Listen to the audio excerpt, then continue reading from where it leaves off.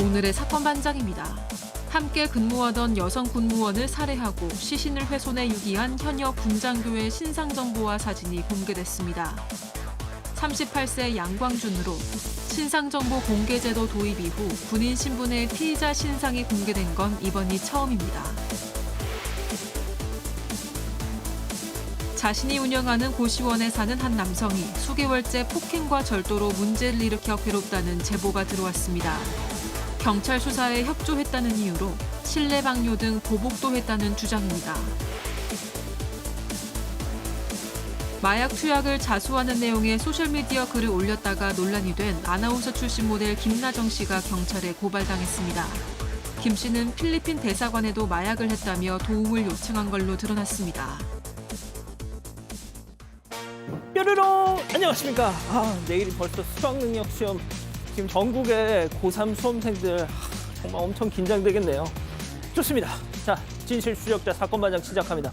음주운전 뺑소니 혐의를 받는 가수 김호중 씨 오늘 1심에서 징역 2년 6개월형 실형 선고 받았습니다. 수차례 반성문도 소용이 없었습니다. 핀잔만 들었습니다. 말도 안 되는 변명을 하는 등 불량하다라고 말입니다. 자, 그런데 본인의 범행도 문제지만 전국의 모든 음주운전자들에게 이른바 술타기 수법을 학습시킨 그 죄가 훨씬 더 크지 않나 저 개인적으로는 생각합니다. 자, 오늘 출연자 소개 올리죠. 백다혜 아나운서, 박준 변호사, 박상희 한국열린사이버대 교수, 양재열 변호사 나오셨습니다. 안녕하세요. 안녕하세요. 예. 어제 아침 8시 양주시 덕계동 도로에서 접촉사고 냈어요. 그냥 보내주신 트럭 기사님 감사합니다 하신 조수연님. 자, 경북 상주입니다. 봄인 줄 알고 코스모스가 폈어요. 너 눈치 챙겨 다시 들어가 하신 이차미님. 자, 배달 라이더가 헬멧에 저걸 붙였어요.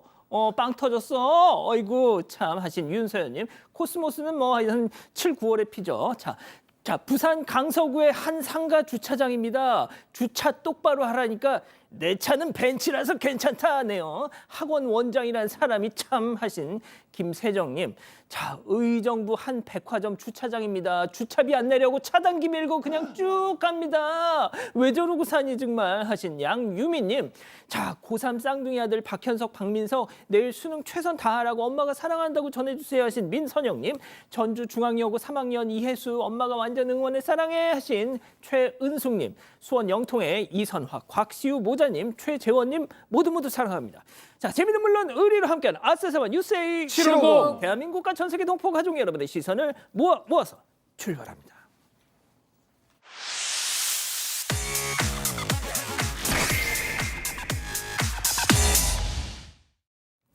첫 번째 달려보죠.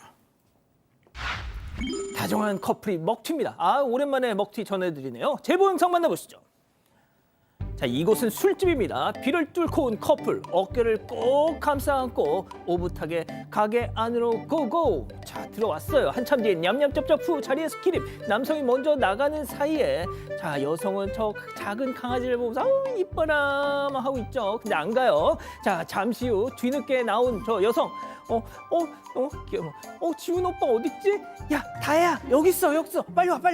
자, 그렇게 저 두 사람은 그냥 그렇게 가버렸습니다. 자, 공범일까요? 아니면 남자의 단독 범행일까요? 아니면 정말 깜빡한 걸까요? 너무 공범 같습니다. 강아지를 본 것도 아마 트릭이나 어떤 범행을 감추기 위한 수법, 그렇게 제가 얘기를 하겠습니다. 왜냐하면 다 범죄가 될 수밖에 없는 상황이고요. 이게 이 커플이 있었던 거는 9월 달에 이 해당 커플이 와가지고 54,000원씩 안주하고 이렇게 먹고 가면서 화장실 가는 척 하면서 나가버렸던 영상이 찍힌 사건이고, 이 가게가 좀 문제가 좀 거리가 좀 있나 봐요. 화장실하고 담배 피러 가면서 나갔던, 지난 8월에는 두 남성이 와서 담배 핀다고 하면서 먹튀했다는 점도 있고, 또 한 번 있었는데 한 번은 바로 검거를 할 수 있었다고 합니다.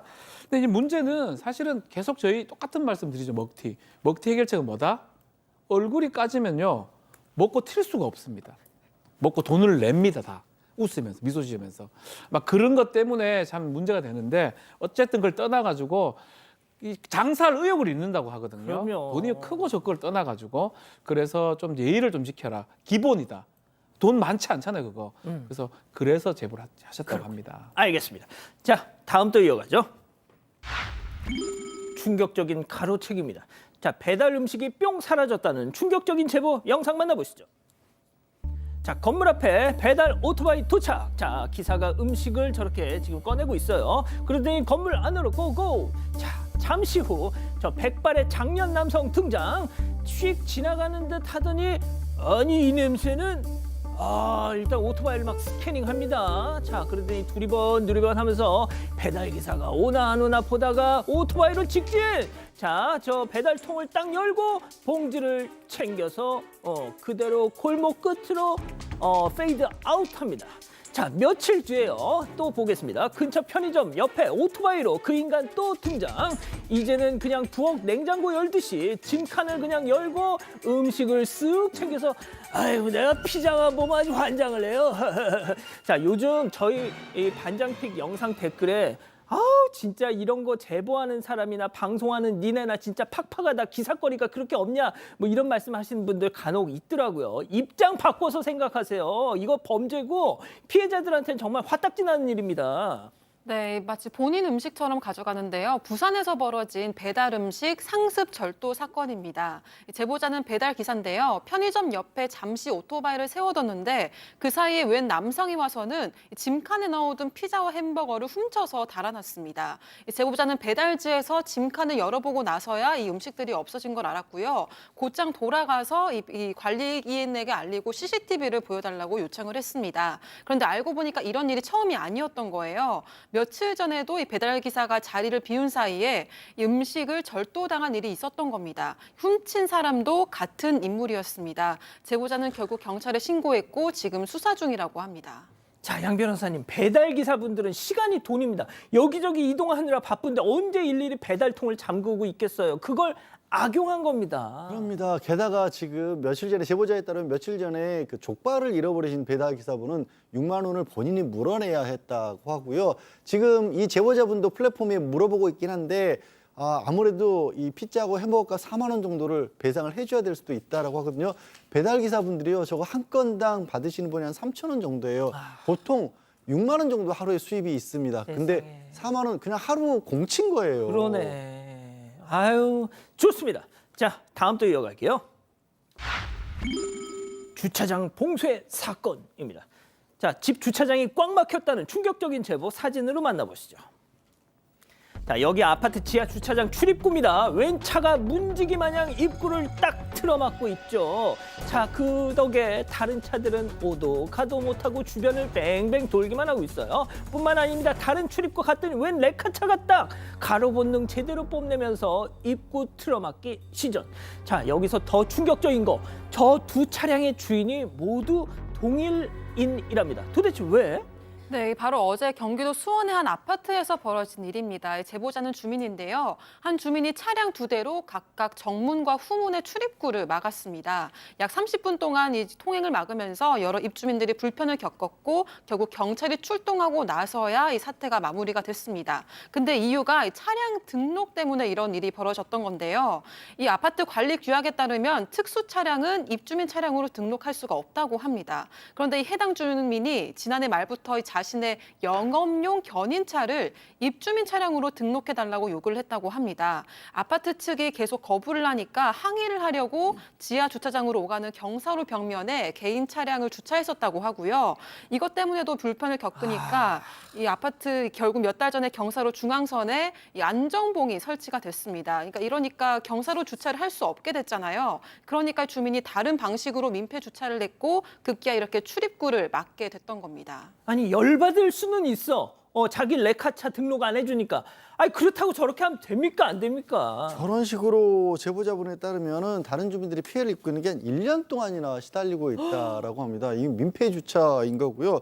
관리 규약이라고 하는 게 저기에 사시는 분들끼리 자기 재산을 어떻게 쓸지를 공동으로 합의를 한 거예요. 그거 지켜주는 게 원칙적으로 맞고, 저게 계속되면 사실은 뭐 업무방해 같은 형사적인 어떤 사례로 넘어갈 수도 있는 거거든요. 너무 좀 자기 생각만을 하시는 게 아닌가 싶습니다. 그러니까요. 좋습니다. 다음 이어가죠. 피해액이 눈똠입니다. 제보 영상 만나보시죠. 자, 무인 카페 안으로 우르르 남학생물이 입장. 자, 곧장 키오스크로 가서 메뉴를 선택하는데요. 다른 친구도 화면을 콕콕 누르죠. 또 다른 친구도 콕콕. 오라? 자, 그런데 카드를 안 넣었는데 음료가 나오네? 자, 다음 나와요. 자, 다음 녀석도 또 그 다음 녀석도 계속 착착. 또 다른 날입니다. 이번에도 우르르. 야, 지혈아, 근데 너 이거 어떻게 하는 거야? 에이씨, 영업 비밀이야, 마. 자, 눈을 가리고 있어요. 못 보게 하려고. 다른 녀석도 잽싸게 음료를 선택합니다. 자, 잠시 기다리자. 역시 또 결제하지도 않았는데 음료가 계속 쏙쏙쏙쏙 나옵니다. 자, 박 변호사님. 예. 예전에 저도 해보고 박 변호사님도 해봤을 이 동네 오락실 가서 동전 투입구에 철사로 어떻게 하면 삐리삐삐삐삐 하면서 계속 할 수 있었던 그런 그렇죠. 수법이 떠오릅니다. 철사도 있지만 라이터 점화기 같은 걸 탁 치면서 올라가는 경우 당시 50원 정도 했기 때문에 그 저희가 했다는 건 아닙니다. 하는 걸 봤죠, 옆에서. 말리지 요- 않으셨나요? 말려도 좀 무서운 학생이기 때문에 말릴 수가 없었습니다. 그렇군요. 안 좋은 행동입니다. 요거는 조금 다른 의미의 그런 전자오락기 그런 어떤 편치와 비슷한데 키오스크 같은 것들이 지금 많은데 무인 그 판매점입니다. 프랜차이즈 카페 판매점인데 거기서 지금 이 점주가 뭐 판매 음료 같은 걸 판매를 하는데 본사에 전화가 옵니다. 아니 이상하다. 음료가 너무너무 많이 나간다. 특히 점주 같은 경우는 자신의 비밀번호를 치면 음료 한 잔 정도 이렇게 빼 먹을 수 있거든요. 네. 그 비밀번호로 하는 음료가 너무 많이 나간다. 확인 좀 해봐라. 확인해 보니까 한 2달 동안 200건 넘게 나갔어요. 뭐 점주가 맨날 뭐 음료수 마십니까? 그럴 리는 없잖아요. 그래서 나중에 확인해 보니까 지금 나오고 있죠. 534만 원치. 이 지금 수가 막 어마어마합니다. 이 비밀번호로 이걸 해먹었는데 알고 보니까 점주가 알고 있는 비밀번호를 아마 학생 중에 어떤 사람이 뒤에서 눈여겨보고 있다가 와. 그 번호를 외워서 계속 해먹은 겁니다. 친구들한테 야, 이 번호 치면 먹을 수 있다. 그래서 공짜로 계속 먹었는데 그 금액이 500만이 넘습니다. 그래서 지금 문제가 된다. 그래서 이걸 악용한 게 아니냐 생각이 들어서 지금 얘기를 하고 있는 상황입니다. 박 교수님. 네. 이놈의 자식들 이거 어떻게 하면 좋습니까, 이거? 네, 그냥 뭐 어린애들이 그럴 수 있다라고 얘기하기에는 지금 액수가 너무 커요. 왜냐하면은 맨 그러니까. 처음에는 40건에서 뭐 한 20만 원 정도 됐다가 9월 정도, 3월에는 그랬다가 9월 정도 되면서는 250건이 넘습니다. 그리고 이제 127만 원도 넘고 그러니까 우리는 바늘도둑이 소도둑되고 있는 과정을 보고 있는 거나 마찬가지잖아요. 그래서 이 점주께서도 이거 그냥 넘어가지 않겠다 해서 경찰에 바로 신고하셨고 학교에도 신고하겠다라고 하고 있어요. 그러니까 학생들이 죄의식이 너무 없이 너무 많은 숫자들이 이래서 경각심을 줘야겠다라고 얘기하시는데 괜히 우기지 말고 억울하다고 하지 말고 반성하고 다시는 이러지 않았으면 좋겠습니다. 그러니까요. 좋습니다. 자, 마지막 사연으로 가볼게요. 제 남동생을 고발합니다. 아이고 세상에. 자, 집단 지성의 판단을 받아보고 싶으시다면서 제보해 주신 사연 들어보시죠.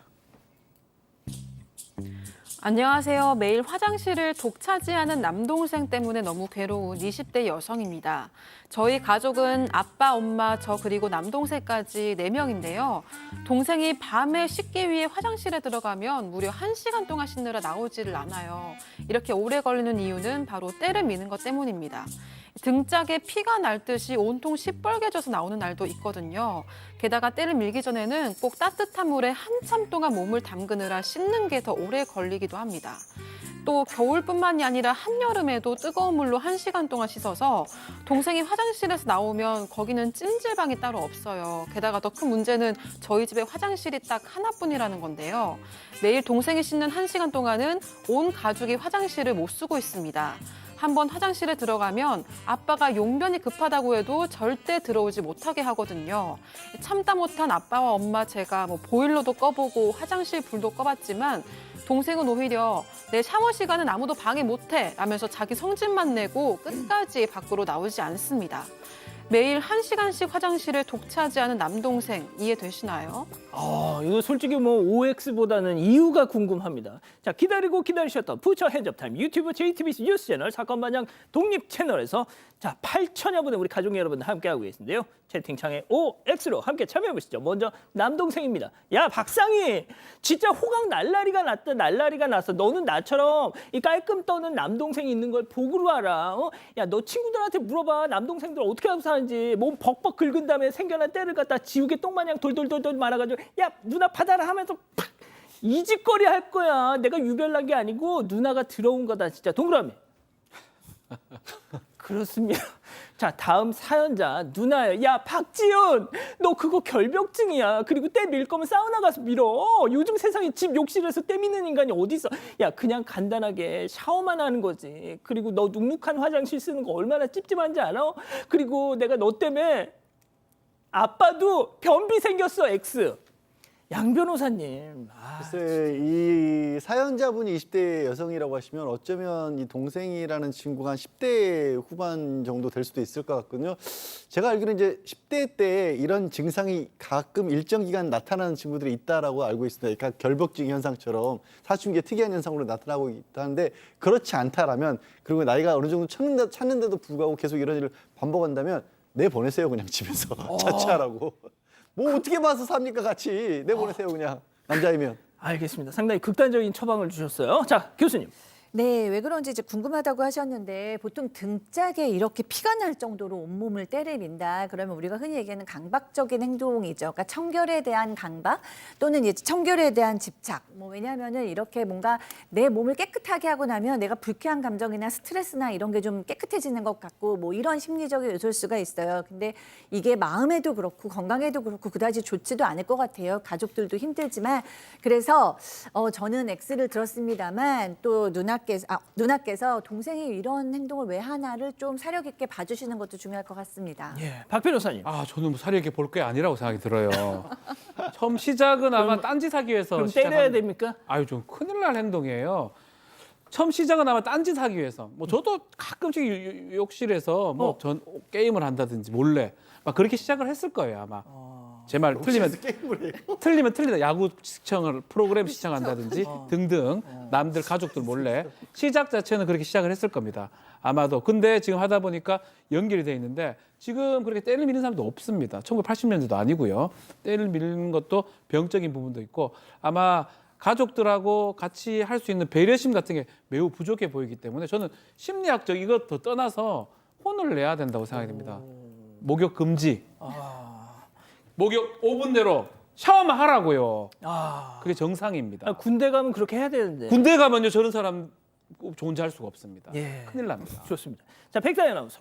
네, 아니 저는 목욕을 1시간은 할 수 있다고 생각을 하는데 매일 그렇게 하는 거랑 이 등이 빨개질 정도로 씻는 게 조금 혹시 제가 함부로 판단할 수는 없겠지만 뭐 강박증이나 이런 게 있지 않을까라는 걱정이 들어서 네, 좀 이렇게 다그치기보다는 좀 대화를 나누시면 좋을 것 같다는 생각을 했고요. 가족분들 의견도 보겠습니다. 행복그자님, 가족들한테 피해 주면서까지 저러면 안 됩니다라고 하셨고요. 그리고 공중 목욕탕이나 사우나를 가시고 요즘은 1인 목욕탕도 있습니다라는 댓글도 있었습니다. 그리고 육개장 샤발님은 2-3시간도 아니고 1시간이면 서로 이해하면 되지 않나요? 라고 하셨습니다. 아, 예? 24시간이에요. 그중에 3시간 한다고요? 1시간을 아, 되게 대단합니다. 이해 못하고 계세요, 다들. 자, 사반 제보 메일과 카톡 제보 채널에서는 많은 사연 제보 기다리고 있습니다. 이 다솜님 보고 계신가요? 며칠 전 경기도 성남시 중원 어린이 도서관을 가셨다가 깜짝 놀라셨대요. 화장실에 사람이 많아서 옆에 이 장애인 화장실을 이용하셨대요. 자, 그런데 출입문을 보자 뭔가 싸한 느낌. 밖이 보이더란 겁니다. 혹시 밖에서는 내부가 안 보이는 특수유리인가 싶어서 나가서 봤더니 이게 웬걸. 장애인 표시 부분의 시트지가 그대로 잘려나가서 그 안이 그냥 훤히 들여다보이더라, 변기가. 요즘같이 험한 세상에 이게 말이 되나요? 여긴 더군다나 어린이 도서관입니다. 하셨어요.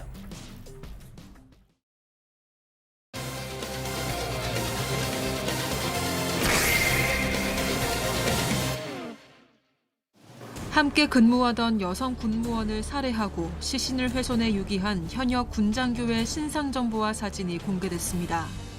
38세 양광준으로 신상정보 공개 제도 도입 이후 군인 신분의 피의자 신상이 공개된 건 이번이 처음입니다. 자세히 들여다봅니다. 자, 검거 열흘 만에 신상이 결국 공개됐습니다. 자, 체크포인트 짚어보죠. 38세 양광준입니다. 자, 군인 신분으로는 피의자 신상이 공개된 게 이번이 처음이라고요? 네, 맞습니다. 오늘 오전 강원경찰청이 피의자의 신상 공개를 했습니다. 이름 양광중, 그리고 나이와 검거 직후 찍은 머그샷 등을 공개했는데요. 2010년에 신상 정보 공개 제도를 도입하고 나서 군인 신분의 피의자가 신상 공개 대상이 된 사례는 이번이 처음입니다. 38세 양광주는 육군사관학교 65기 출신으로 중령 진급을 앞둔 현역 장교입니다. 경찰은 지난 7일 신상정보공개심의위원회를 열고 신상 공개를 하기로 결정을 했습니다. 범행 수단의 잔인성과 중대한 피해, 그리고 충분한 증거, 그리고 국민의 알 권리와 공공의 이익 등 요건을 충족한다고 판단했는데요. 그런데 양광준이 신상정보공개 집행정지 가처분 신청, 그리고 처분 취소 청구 행정소송을 제기했습니다. 하지만 법원이 지난 11일 양광준의 가처분 신청을 기각했고 오늘 양광준의 신상이 공개가 됐습니다. 제가 박 변호사님한테 이건 좀 여쭤볼게요. 저는 신상 공개에 대해서 제가 어떤 입장인지 잘 아실 거예요. 네. 자, 그런데 이 수사 당국이 저자의 신상을 바로바로 공개하지 않고 뭔가 시간을 끌고 또 법적으로도 이런저런 장치를 두다 보니까 결국 그 자체가 대중들의 호기심을 더 자극하면서 사적 제재, 애꿎은 가족들 신상까지 다 만천하에 공개가 되게 하는 네. 그런 부작용을 낳은 겁니다. 그러니까 생각해봐야 되는 거예요. 신상 정보 공개하는 거 이거 막는 게 맞는지 아니면 지금처럼 뭐 가처분이나 집행정지 가능합니다. 그것 때문에 시간이 끌어져 가지고 지금 말씀하신 것처럼 유튜버들이 다 공개를 다 분노하지 않습니까? 하루라도 빨리 공개하는 게 맞는데 무슨 인권을 얘기를 해가지고 하니까 많은 사람이 분노해서 뭐 이거는 적용도 안 되지만 그 사적 제재로 그분들 처벌도 받을 수가 있어요. 더 나아가서는 모자이크 하긴 했는 것도 있지만 가족 사진들은 다 공개돼 버렸거든요. 과연 인권 보호 취지하고 이게 맞는지 그냥 그분 그 피의자 그 범인 얼굴만 공개하면 될 일을 갖고 이렇게 좀 문제가 되는 상황으로 보이고요. 또 지금 사실은 이 신상정보공개위원회 심의위원회 구성이 제각각입니다. 경찰청마다 지방청마다 다르고 이 일전에 있었죠. 일본도 살인 사건 거의 같은 유사한 그 도로를 써서 살인했던 사건인데 하는 쪽은 공개가 되고 한쪽은 공개되지 않고 이게 뭔가 기준이 있느냐, 기준이 불분명한 거 아니냐 이런 논란이 있는 게 사실입니다. 자, 바로 공개했더라면 대중의 불필요한 호기심을 자극하지 않음으로써 정말 애꿎은 가족들, 뭐 부인, 아이들 이런 미연을 막을 수 있었을 거라는 생각이 듭니다. 그리고 저희가 뭐 이 사적으로 막 공개를 한 그 사람들의 행동을 옹호하는 게 아닙니다, 절대로. 자, 양 변호사님, 그런데 말이죠. 이 양광준 범죄의 내막이 하나씩 더 드러나고 있어요. 일단 이미 알려진 바와 같이 양광주는 가정이 있는 유부남이었고요. 그리고 피해자는 미혼이었습니다. 올해 초부터 내연 관계였다라고 하는데 이런 관계가 정상적으로 오래 지속이 될 리가 없지 않습니까? 지난 6월부터 이제 다툼이 시작됐다라고 하고요. 사건 당일날 아침에도 그냥 같은 한 차로 출근하는 길에 말다툼을 했다라고 합니다. 그리고 나서 부대니까 다른 데서 또 만날 장소가 없으니까 그 차에서 다시 만나서 얘기를 하다가 결국에는 양광준이 이 차에 있던 도구를 이용해서 피해자를 살해를 했고요. 그러고 나서는 그냥 옷가지로 시신을 덮어놓고 아무 일도 없었다는데 세연하게 들어서 다시 업무를 받습니다. 대신 피해 여성의 휴대전화 자기가 챙겼던 상황이었고 이후에 인근에 있던 철거 예정인 공사장으로 시신을 옮겨서 훼손했던 겁니다. 자, 저는 이제 이 내연 관계라고 하는 것도 약간 좀 조심해야 될 것 같다는 생각이 듭니다. 죽은 사람은 말이 없고 이 자식이 그냥 일방적으로 이제 얘기하는 것이 사실인 양 이렇게 공개가 되는 거잖아요. 아니 그러니까 자기는 가정이 있어. 그런데 상대는 미혼이에요. 혼자 스토커 마냥 쫓아다니다가 저 일이 벌어졌을 수도 있는 거 아닙니까? 그거는 수사 당국에서 조금만 더 살펴봐 주셨으면 좋겠는데. 자, 박 교수님, 계획 범죄의 증거들도 계속 나오고 있죠. 네, 그렇습니다. 양광주는 범행을 시인하면서도 본인은 우발적인 범행이었다라고 이렇게 얘기를 하는데요. 경찰이 휴대폰을 포렌식을 했더니 위조 차량 번호판이라는 검색을 한 겁니다. 그리고 실제로 이 시신을 유기할 때 A4 종이로 위조 차량 번호판을 만듭니다. 그래서 그거를 붙여서 유기를 하러 다녔다라는 거예요. 그리고 이제 경찰이 이 사실을 발견해내니까 양 씨가 그제서야 검색 시점부터 피해자를 살해할 마음이 있었다라고 진술을 했습니다. 그래서 경찰은 이거는 살인 고의가 있는 계획 범죄다라고 판단했습니다. 뭐 보통 치밀한 게 아니네요. 상당히 치밀하고요. 이 범행을 마친 이후에도 상당히 치밀하게 합니다. 이 세 차를 다 합니다. 그래서 증거를 인멸해버리고 특히 피해자의 휴대전화를 본인이 갖고 있고 문자 메시지 같은 걸 본인이 직접 보냅니다. 당분간 집에 못 갈 것 같다. 부대 출근 못 할 것 같다. 라고 얘기를 하고 더 충격적인 게 있습니다. 예. 피해자 가족이 미규가 신고를 하니까 예. 본인이 경찰로 전화를 걸어요. 피해자 전화기를 갖고. 목소리는 뭐 어떻게 흉내내는지 모르겠지만 목소리를 좀 모방을 해가지고 인적 사항을 말해서 결국 미기가 신고 처리가 취소가 됩니다. 그래서 가족들 역시 범행 눈치를 못 채게 만들었고 나중에 이 휴대전화를 갖고 다니다가 검거되기 직전에는 이 휴대전화를 박살낸 뒤에 배수로에 버려서 또다시 증거를 인멸한 것입니다.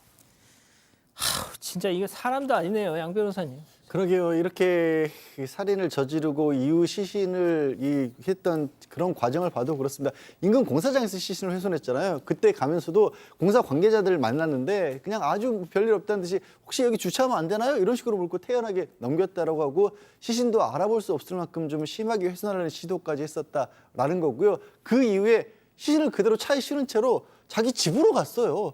그런 하루를 묵고 나서 그 다음에 알려진 바처럼 강원도 화천으로 가서 이제 이곳저곳에 은닉을 했고 비닐에 담아서 빠뜨렸던 것인데 그리고 피해자의 옷까지는 불태웠다고 합니다. 그렇게 해놓고 한 일주일 넘어를 이 모든 일을 해놓고도 그냥 가족들하고 또 집에서 편안하게 아무 일 없었다는 듯이 생활을 했고 그 정근을 했거든요. 새로 옮겨간 부대에서도 근무를 하고 있다가 긴급 체포가 됐던 겁니다. 어제 살인과 사체, 성계, 사체 6위로 경찰에서 검찰로 넘겼습니다. 알겠습니다. 자, 범행 열흘 만에 이제서야 신상이 공개가 됐습니다. 첫 번째 사건 정리하고요. 두 번째 사건 이어갑니다.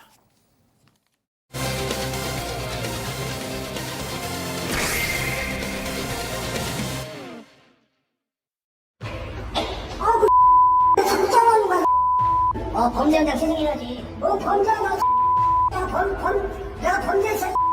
이게 정말야? 범죄 중에. 나 피해자야. 피해자인가 하고 지금 해야 돼. 침대 뜯어 나한테. 와. 잘하고 재밌게 보니까 몇달 맞아? 경찰 올 때까지 같이 있어요.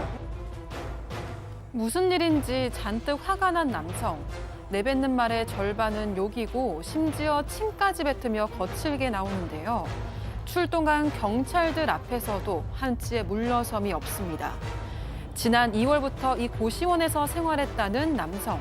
술도 마시지 않고 월세 한 번 밀린 적 없지만 고시원 주인을 너무나 힘들게 했다고 하는데요. 대체 이곳에서 무슨 일이 있었던 걸까요? 자, 지난 2020년부터 고시원을 운영했던 사장님의 제보인데요.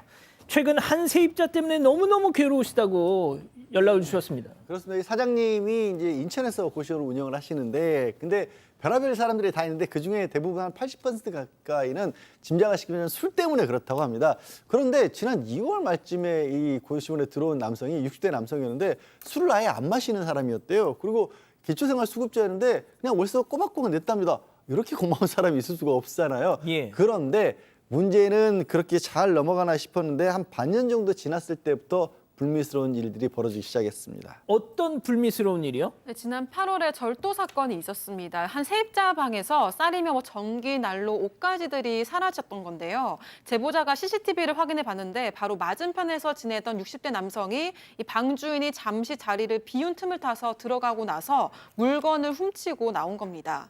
네, 이 60대 남성은 처음엔 절도 사실을 부인했었습니다. 하지만 CCTV 영상을 보여주고 나니까 빈 방인 줄 모르고 들어갔을 뿐이다 이렇게 변명을 했는데요. 그런데 왜 물건을 가지고 나왔냐고 하니까 그렇죠. 제대로 된 답을 하지 못했습니다. 하하. 어쨌든 훔친 물건이니까 빨리 돌려주라고 하고 사건이 좀 일단락되는 듯 했습니다. 자, 물론 불미스러운 일이었지만 서로 계속 좁은 공간에서 얼굴 보고 사는 사이다 보니까 그냥 뭐 좋게 마무리했답니다. 자, 그런데 얼마 후에 고시원에서 뜻밖의 사건이 쾅! 제보자 얘기 직접 들어보시죠. 얼마 있다가 저 피해자분께서 물건을 다 받아 안 받았다고 상의를 좀 했어요. 그 사람한테. 근데 그 사람은 근데 구타를 한 거예요. 그래가지고 경찰로 왔는데 자기도 맞았다고 쌍방폭행이라고 처음에 주장해요. 그 CCTV를 보니까 가해자가 맞은 거 한 대도 안 나오고 그 절도 피해자분 맞은 게 다 나온 거예요. 그래서 이제 경찰도 위반 상황으로는 당시 피해자라는 걸 입증할 수가 없다. 그리고 이제 그 절도 피해자분이 거기 안경 핀테로 얼굴을 맞아가지고 엄청나게 피도 많이 흘렸어요. 그래가지고 이게 경찰이랑 이제 저랑 취업이라도 좀 물어줘라 해가지고 항의서까지 썼단 말이에요.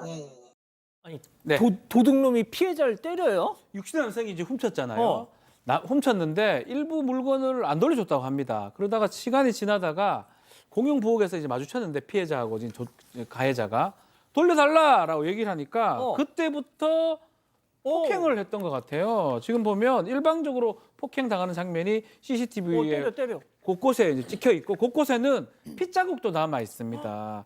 그래서 경찰이 출동했는데 문제는 경찰한테는 우리 쌍방 폭행한 것이다 주장을 했다고 하고요. 가해자가 발길질. 전치 4주 정도 부상을 입었다고 전해집니다.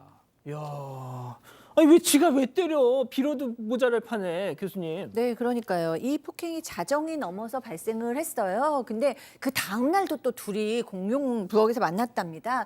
근데 그러고 나서도 또 발길질을 하는 모습이 CCTV에 찍혀서 제보하신 사장님께서 이게 또 큰일 났구나 이렇게 생각을 했는데 다행히 뭐 결국에는 중재를 잘 됐대요. 합의도 하고 그래서 드디어 끝났나 보다라고 생각을 했는데 며칠 뒤에 또 다른 폭행 사건이 발생을 한 겁니다. 그러니까 다른 또 세입자가 문을 꽝 닫았다는 그런 이유로 또 이제 가서 때린 거예요.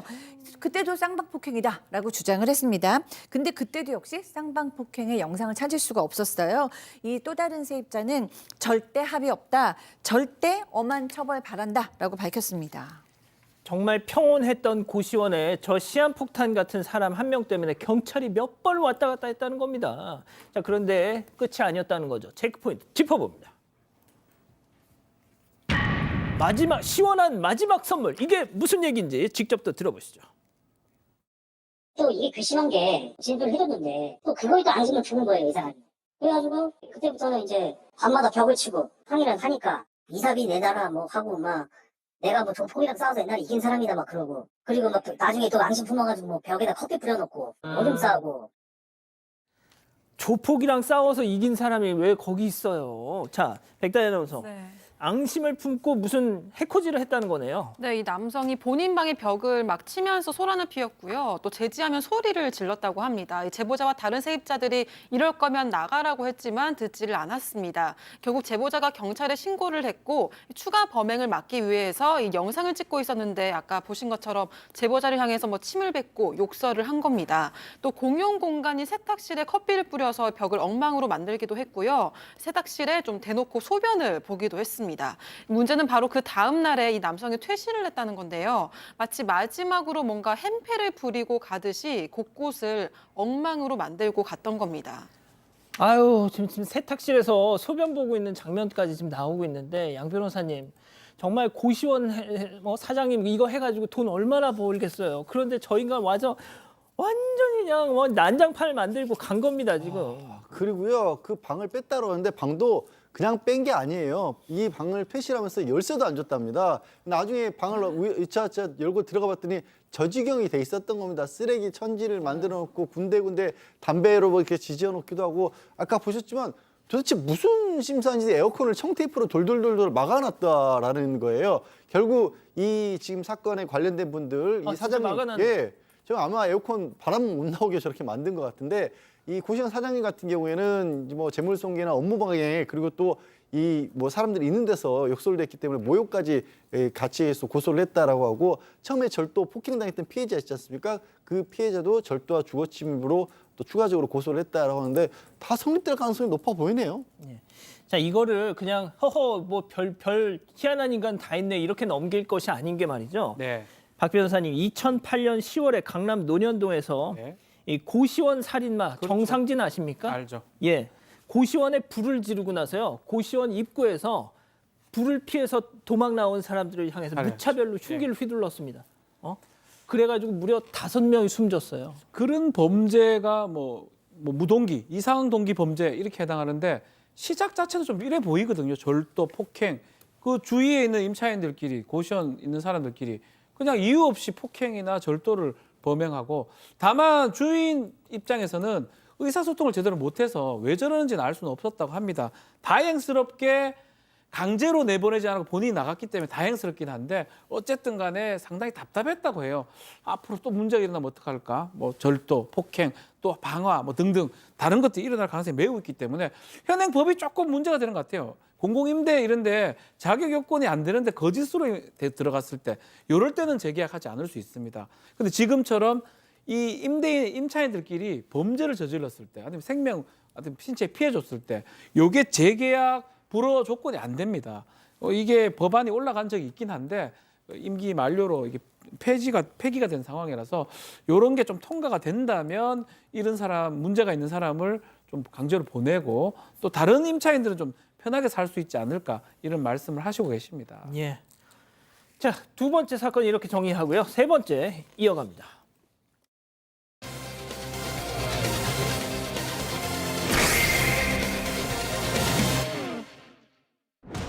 마약 투약을 자수하는 내용의 소셜미디어 글을 올렸다가 논란이 된 아나운서 출신 모델 김나정 씨가 경찰에 고발당했습니다. 김 씨는 필리핀 대사관에도 마약을 했다며 도움을 요청한 걸로 드러났습니다. 어떻게 된 일인지 알아봅니다. 자, 아나운서 출신 모델이라고 지금 소개를 했는데 아나운서보다는 모델, 그것도 남성 잡지 맥심 모델로 기억하시는 남성분들이 많이 계실 거예요. 자, 그런데 어제 새벽 갑자기 SNS에 SOS를 요청하면서 사달이 났습니다. 네, 맞습니다. 이번 사건의 시작은 이 김나정 씨가 필리핀 체류 중이던 어제 새벽에 일어났습니다. SNS에 호텔 사진과 함께 마닐라 호텔인데 생명의 위협을 받게 됐다는 글을 올렸습니다. 공항에 가지 못하고 택시조차도 탈 수 없는 위험한 상황이라면서 대사관에 구조를 요청하는 글을 남겼던 건데요. 대사관에 전화를 부탁드린다 이런 얘기를 하면서 긴박한 상황이라는 걸 알렸습니다. 하지만 무슨 일이 있었는지는 공개를 하지 않았습니다. 예, 지금 채팅창을 보니까 이제 주로 남성분들이 많이 아시네요, 확실히. 자, 그런데 무슨 범죄, 혹시 필리핀에서 뭐 억류가 돼가지고 무슨 범죄에 휘말렸나? 살해 협박이라도 받는 건가? 자, 하지만 그녀의 구조 요청은 SNS에 또 다른 글이 올라오면서 파문이 일었습니다. 체크포인트 짚어보죠. 마약 먹었다. 그러니까 그런 글들을 올렸는데 되게 좀 횡설수설합니다. 일단 마닐라에서 인천공항으로 가는 항공기 사진을 찍어서 그와 함께 써놓은 글이 그런데 비행기를 타면 죽을 것 같다. 마닐라에서 나가면 죽을 것 같다. 나 좀 도와달라. 그리고 마닐라에서 인천발 비행기가 늦어지고 공항에 있는 직원이며 승객이며 거기 출입국 관리소 사무실이 전부 다 나를 촬영하고 있다. 그래서 마약 운반 사태를 피하려고 캐리어도 가방도 버리고 다 그냥 비행기 타지 않고 나왔다라고 하고 나서 그 이유가 대한민국을 도와달라고 하면서 마약 투약을 자수한다 이렇게 얘기를 했던 겁니다. 그래서 마약 투약을 자수한다면서 비행기를 타면 죽을 것 같아서 못하겠다라는 글을 썼는데요. 이후에 마지막에는 비행기 타겠다라면서 짧은 글을 올리고는 다시 앞에 말했던 그 횡설수설한 내용들 있지 않습니까? 예. 그건 또 빠르게 삭제를 했습니다. 자, 지금 아마 한국에 도착했을 맞습니다. 걸로 맞습니다. 보이는데요. 이 김나정 씨가 지금 당시 필리핀 대한민국 대사관에 내 약을 했다라고 얘기를 하면서 도움을 요청했고요. 결국은 그 대사관에서 필리핀 그 숙소에 가가지고 공항까지 또 공항에서 출입관리소 또 한국 그런 것 좀 도움을 좀 줬다고 합니다. 이 필리핀 대사관 측의 얘기는 이렇습니다. 실제로 뭐 긴급한 상황인지는 확인을 못했지만 도와달라고 하니까 조력할 수 있는 부분 다 했다라고 지금 얘기를 하고 있고 구체적으로 무슨 일이 있었다는 걸 밝히기 어렵다고 하는데 이제 문제는 또 현지 관계자들 얘기에 따르면 김나정 씨 최초 서대문 경찰서에 마약 투약을 신고한 것으로 알고 있다라고 하는 걸 봤을 때는 본인이 결국 대사관이나 경찰관에 스스로 마약 투약 사실을 알린 거 아니냐 이렇게 추측되고 있는 상황입니다. 자, 박 교수님이 보시더라도 마약 투약 직후에 벌어지는 막 횡설수설하고 막 이게 전형적인 증상으로 보이시죠? 네, 왜냐하면 그냥 뭐 망상이나 환청이나 이런 것만 있었으면 이렇게 횡설수설하고 일관성이 없지는 않을 것 같아요. 그 나름대로의 또 그 망상 안에는 또 나름대로 자기 스토리가 정리되어 있기 때문에 근데 지금은 뭐 위협을 받고 있다, 촬영당하고 있다, 트루먼 쇼에 있는 것 같다라고 했다가 마약을 뭐 했다, 자수한다, 도와달라라고 얘기하고 그다음에 극도의 공포도 느끼고 뭐 막 이러니까 아 마약을 했을 가능성이 본인이 그렇게 또 얘기했고요. 상당히 농후하다라는 생각 듭니다. 예. 자, 그런데 이제 김나정 씨와 직접 연락을 했다는 지인은 그 친구 그런 친구 아니에요. 뭐 이런 얘기를 또 했다고 하더라고요. 네, 맞습니다. 한 언론 보도에 따르면 절친한 지인이 김 씨의 평소 행적을 증언을 했습니다. 평소 마약과는 전혀 관계가 없는 사람이었고 마약 투약에 거부감을 가졌었다고 했고요. 이번에 필리핀에 여행차 갔다고 들었는데 그곳에서 어떤 일에 휘말려서 마약을 투약하게 된 것 같다고 추측했습니다. 본인도 메시지를 보내는데 평소와 다르게 주변 사람들이 자신을 감시한다는 말을 반복했고 누군가가 자신을 해치려 한다는 극심한 피해망상 증상을 보였다고 전했습니다. 또 김 씨가 평소 마약을 전혀 해본 적이 없던 사람이어서 마약에 급성으로 중독돼서 나타난 증상 같다 이렇게 전했습니다. 자, 일단 이 김나정 씨에 대해서 아직도 누군지 잘 모르겠다 이런 분들이 많으신데요. 그 남성 잡지에서 섹시 컨셉으로 이렇게 많은 화보를 좀 찍었던 분이에요. 그 모델로도 활동하고 그래서 아나운서라고 하기보다는 모델에 더 가깝다고 보시는 게 맞을 것 같은데 자, 아무튼 이 양반 지금 한국에 들어왔을 걸로 추정은 되지만 진짜 들어왔는지 뭐 계속 묵묵부답이에요. 자, 그런데 고발을 당했다고요? 네, 한 누리꾼이 고발을 했다라고 합니다. 국민 신고를 통해서 경찰에 수사 의뢰를 했다라는 내용을 그렇게 남겼고요.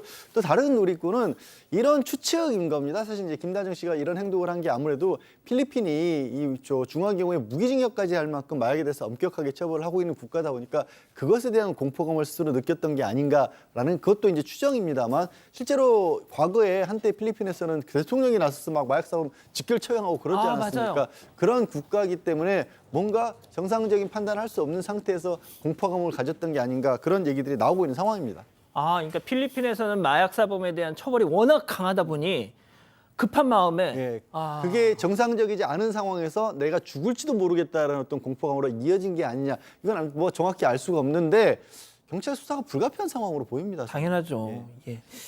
알겠습니다. 자, 세 번째 사건 정리하고요. 별별 상담소 이어갑니다.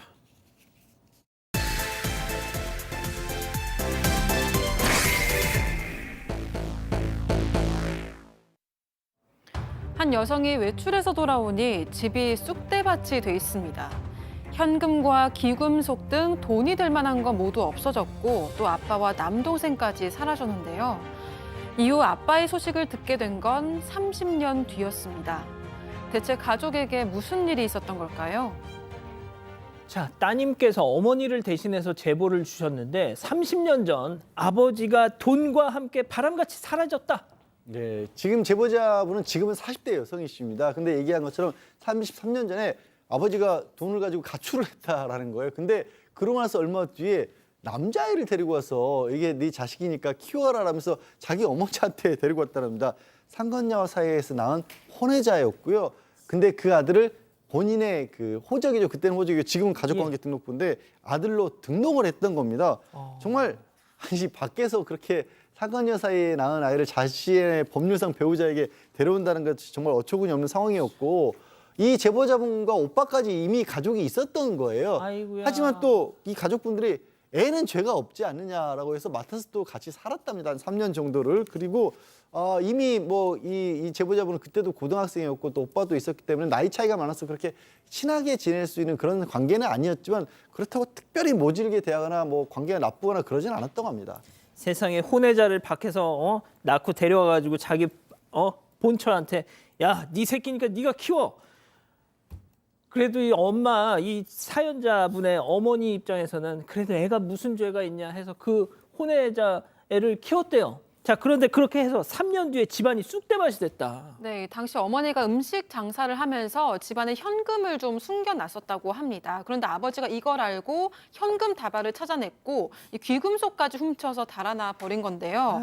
그 와중에 아버지는 혼외자까지 데려갔는데 이 알고 보니 죽었다던 상간녀는 살아 있었습니다. 에? 3년 전에 상간녀가 아버지와 다투고 가출을 했는데 아버지가 거짓말을 하고 혼외자를 데려왔던 겁니다. 이 아버지는 상간녀와 재결합을 하고 엄마에게 이혼을 하자고 요구를 했는데요. 당시 어머니는 누구 좋으라고 이혼을 해주냐, 평생 불륜 커플로 살라고 이혼을 안 해줬고 그게 30년이 된 겁니다. 그래도 다행히 음식점이 잘 돼서 두 자녀도 부족함 없이 자랐고 결혼식 때도 혼주석에 아버지 자리를 비운 채로 결혼을 했다고 합니다. 세상에 이 사연자의 어머니가 음식점 장사를 해서 돈을 많이 버니까 그걸 또 이 아버지라는 인간이 들고 튀었어. 어디로 갔나 했더니 혼외자 데리고 돈이랑 들고 와가지고 상간녀랑 다시 합친 거예요. 자, 그런데 그렇게 또 시간이 흘렀습니다. 최근 30년 만에 그 아버지란 작자의 충격적인 소식을 듣게 되는데요. 자, 제보자 따님 얘기 들어보시죠. 저희가 뭐 아버지를 안 보고 살던 그래도 좋든 싫든 저희한테는 아버지잖아요. 사는 동안은 못 봤더라도 마지막으로 돌아가셨을 때 연락을 줘갖고 이래저래 해갖고 아빠가 돌아가셨습니다. 와서 봐주시 의향이 있냐든지 연락을 하면 가든 안 가든 저희가 결정을 할 수 있는 거잖아요. 근데 부모님이 죽었는데 그거를 갖다 카드 채무고지서를 다 알아갖고 아, 저걸 보고 이 아버지란 사람이 돌아가신 걸 알았군요. 네, 정말 좀 황당하긴 하네요. 그러니까 어느 날 카드 채무 고지서가 날아온 겁니다. 그래서 이게 뭐지라고 알아보니까 아버지가 돌아가셨다는 거예요. 근데 또 빚을 남기고 돌아가셨습니다. 그래서 아버지랑 연락이 되거나 뭐 아버지랑 했었을 때 옛날에는 그러면은 뭐 빚 문제도 좀 해결을 하거나 가족이 있으면 상속 포기라도 할 거 아니에요. 그렇죠. 근데 결국에 아무랑도 연락이 되지 않으니까 결국에는 이 딸이 빚을 다 갚아줬다는 거예요. 나중에 혼외자의 연락처를 알아냈고 전화를 해서 그럼 아버지 산소는 어디냐 인사라도 드리고 싶다라고 얘기를 했더니 나중에 연락드리겠다라는 말만 하고 그다음에 연락이 안 됐다고 합니다. 남들은 진짜 하나 하기도 힘든 걸 갖다가 이 사람은 도대체 몇 개를 하는 거야. 바람도 펴, 빚도 남겨, 잠수도 타. 대단합니다. 예. 자, 그렇지만 이 돌아가시기 직전까지 아버지 이 상간녀하고 혼외자 살았다고 하고 어머니 입장에서는 이 남편을 또 놓아주고 특히 지금 혼외자가 자식으로 등록이 돼 있거든요. 이복 동생이죠, 어떻게 보면. 아, 그때 호적에 올렸으니까. 그렇죠. 가족관계 등록 올렸으니까 그래서 안 되겠다 싶어서 이제 이걸 좀 정리하고 싶다라고 자식들한테 얘기를 했고 그래서 또 왜냐면 엄마가 살아 있잖아, 상간녀가. 그 사람하고 살아야지. 왜 나하고 지금 내가 엄마가 돼 있느냐. 이거 바꿔야 된다라고 해서 아마 여성하고 오빠도 그걸 동의를 했고 이복 동생한테 연락을 좀 취했던 것 같습니다. 예. 연락이 안 돼서 결국은 친생자 관계 부존재 소송을 제기를 했고요. 나중에 이 재판을 제기를 하니까 충격적인 답변이 옵니다. 왜요? 나는 못 나갑니다. 나 들어올 때도 원해서 들어간 거 아닌데 왜 나한테 나가라고 합니까? 그래서 가족관계 등록부에서 못 나간다는 답변이 왔습니다. 아니, 지 엄마가 있는데 왜 거기를 못 나가요? 거기로 안 가 왜? 너무 황당하잖아요. 그래서 이 혼외자를 설득해서 카페에서 만났습니다. 당시 상간녀도 함께 나왔는데요. 이 40대 혼외자가 꺼낸 명분은 복수였습니다. 절대 못 나간다. 당신들에게 복수하겠다. 이렇게 얘기를 했습니다. 나를 홀대했다고 주장을 했는데요. 날 때린 거나 욕한 건 아니었지만 그래도 날 너무 외롭게 했다면서 복수를 운운했고요. 그러면서 갑자기 재산 이야기를 꺼냈습니다. 와우. 이 혼외자가 먼저 당신 엄마의 재산에는 관심이 없다. 그냥 나를 좀 내버려둬라 이런 말을 했는데요. 또 혼외자의 친모, 그러니까 내연녀도 애는 죄가 없으니까 가엾고 불쌍하게 여겨달라 이렇게 거들었다고 합니다. 아니, 그렇게 가엾고 불쌍한 자기 친자식 자기가 거두라는데 그게 뭐 문제예요. 자, 그런데 저는 나는 당신 엄마 재산에 관심 없어. 이게 오히려 관심이 있다는 약간 그런 말로 들립니다. 왜냐? 아까 저희가 말씀드렸잖아요. 이 사연자의 어머니가 식당을 해서 돈을 많이 버셨다고. 그러니까 지금 80대신데 얘기하신 것처럼 상당히 성공을 해서 재산을 많이 가지고 계시다고 합니다. 그리고 누가 물어보지도 않았는데 우리 돈에 관심 없어 라고 하는 게 누구라도 수상하게 생각할 만 하잖아요. 그리고 이 제보자의 어머니도 이제 80대시고 건강도 좋지 않으셔서 혹시 이렇게 돌아가실 수도 있고 그렇기 때문에 혼외자 문제를 좀 정리를 하고 싶어 하신다라는 거예요. 그런데 지금 엉뚱한 소리를 하고 있다라는 거고 제보자 입장에서는 아니 홀대를 하고 나를 외롭게 했다라고 하는데 예. 제보자는 억울하시다는 거죠. 30년 동안 아버지 없이 산 거는 우리인데 왜 그 사람이 왜 외롭고 홀대를 당했다 이런 얘기를 하는지 도저히 이해가 안 간다는 겁니다. 그리고 아까도 얘기했지만 그 3년 동안 지낸 동안 그렇게 뭐 특별하게 나쁘게 대하지도 않았다라는 거예요. 좋습니다. 자, 그럼 여기서 별별 상담소 오늘의 궁금증 짚어보죠. 자, 가족관계 등록부에서 안 나가겠다는 혼외자, 재산에는 관심은 없는데 안 나가겠다는 혼외자, 이대로 엄마 재산 물려받게 되나요? 라고 하는데, 자, 일단 박 변호사님부터요. 지금은 친자로 되어 있는 상황이거든요. 그렇기 때문에 뭐 이게 만약에 어머니가 사망하거나 그런 상속 사실이 발생하면 받아갈 가능성이 있습니다. 그래서 그 가능성이 있기 때문에 아마 정리를 하려고 하는 거예요. 엄밀히 따지면 뭐 그때 재판해도 상관없을 수도 있지만 예. 아마 그런 의미에서 친생자 관계 부존재 확인 소송을 지금 제기를 하려고 하는 것 같고 아마 재판을 하게 되면 이거는 뭐 이길 가능성이 높아 보이거든요. 그래요? 유전자 검사하면 다 나오는 거니까 친생자 아니잖아요. 다만 이걸 뭐 입양한 것처럼 이렇게 전환시켜서 볼 여지는 있는데 뭐 그거는 전문가들하고 이제 얘기를 좀 해서 이 관계를 정리할 필요가 있을 것 같습니다. 예. 자, 양 변호사님, 이거 또 뭐 좀 처방을 얘기해 주세요. 박 변호사가 잘 정리를 했고요. 사실 아마 친생자 관계가 아니다라는 소송을 제기한 걸로 봐서는 그 아버지가 생전에 이게 이제 혼외자인데 이렇게 입양을 한다, 그러니까 자신의 법률상 배우자 밑으로도 입양을 한다 이런 과정을 거친 게 아니라 그냥 진짜 두 분 사이에서 태어난 아이인 것처럼 출생신고처럼 해버린 것 같습니다. 그래서 이런 부분을 이제 친자가 아니다라는 걸 확인하는 소송에 들어간 것 같고 지금 이 상황은 지금 친모가 아닌 게 명확하고 예. 또 생본도 따로 있기까지 한 상황이기 때문에 그렇죠. 아마 이런 부분에 있어서 이게 뭐 그 재판이 그렇게 복잡해질 것 같지는 않고요. 설령 예. 제가 약간 어이없는 건 예. 입양의 효력이 있다라고 볼다고 할지라도 지금 혼외자가 주장하는 것처럼 저렇게 홀대를 했잖아요. 저건 파양 사유예요. 되게 아이러니하게도 그러니까 자기가 스스로 지금 이거는 우리가 입양 관계가 성립할 수 없습니다. 파양을 해야 되는 관계입니다. 주장을 자기가 얘기하고 있는 거예요. 저런 사유가 있었으면 진짜로 이걸 이제 뭐 입양 관계를 끝내야 되는 사유가 되는 거죠. 약간 자승자박 예, 느낌이네요. 그런 느낌이에요. 물론 그것까지 따져지지 않은 가능성이 더 높긴 합니다만 이런 것으로 봤을 때도 소송에서는 이 제보자분 쪽이 유리하게 나올 가능성이 있어 보입니다. 교수님, 어쩜 이렇게 뻔뻔한 사람들이 많냐. 그러니까요. 이게 복수라는 게 말이 안 돼요. 일단은 학대를 당한 것도 아니고 12살에서 15살까지 이 집에서 자랐고 그다음에 자기 엄마한테 가서 너무 충분히 사랑 다 받았잖아요. 그런데 복수를 위해서 자기의 행복을 포기한다? 자기의 행복은 지금 자기 엄마랑 같은 가족관계 등록부에 들어가서 자기 뿌리대로 사는 게 훨씬 행복한 거죠. 근데 나를 놔달라는 거는 좀 너무 말도 되지 않고요. 이제 그 나이 되셨으면 누가 잘못한 건지 누가 희생한 건지 다 알잖아요. 그 재산 아버지가 번 것도 아니고 어머니가 혼자 남겨줘서 번 겁니다. 양심이 있으시면 지금이라도 가족관계 등록부에서 스스로 나가셔요. 예. 자, 우리 가족 여러분들은 뭐라 하십니까? 네, 다들 분노하셨고요. 랑고님, 아이는 죄가 없어요. 이런 문장으로 상대방 공격하는 거 너무 마음에 안 듭니다라고 하셨고요. KSH님, 미리 지금 자녀들에게 다 주세요라고 하셨습니다. 딸기우님, 어머니 돈을 다 써버리세요. 이런 의견도 있었습니다. 예, 알겠습니다. 별별 상담소 이렇게 정리하고요. 잠시 전하는 말씀 듣고 오겠습니다.